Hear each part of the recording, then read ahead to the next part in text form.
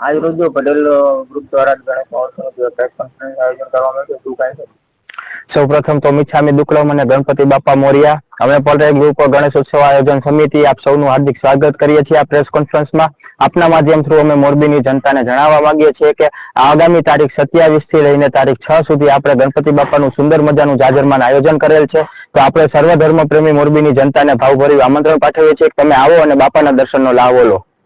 દર વર્ષ છેલ્લા 19 વર્ષથી ગણપતિ દાદાનું આયોજન કરતા આવ્યા છીએ અને આ 20મા વર્ષમાં આપણે મંગલ પ્રવેશ કરી રહ્યા છીએ. ત્યારે દર વખતની જેમ આપણે આ વખતે પણ કંઈક યુનિક થીમ અને યુનિક કોન્સેપ્ટ સાથે મોરબીની જનતા માટે આવી રહ્યા છીએ. લાસ્ટ યરની આપણી થીમ હતી જે ચારધામ અને 12 જ્યોતિર્લિંગ ઉપરની હતી અને આ વખતે જેમ આપણા હર્ષ સાહેબે કીધું છે અને કલેક્ટર સાહેબે પણ એ પ્રમાણે આપણું ઓપરેશન સિંદૂર અને સર્જિકલ સ્ટ્રાઇક જેવા મુદ્દાઓને પણ આવરી રહ્યા છે અને એ સિવાયની આપણી જે અવનવી થીમ છે એની વિશેષતાઓ તો ખરી જ. અને એના માટે અમે ચોક્કસ મોરબીની ટોટલ જનતાના આપણે આમંત્રણ પાઠવીએ છીએ કે તમે આવો અને અમારા ગણપતિ દાદાના દર્શનનો લાવો લો.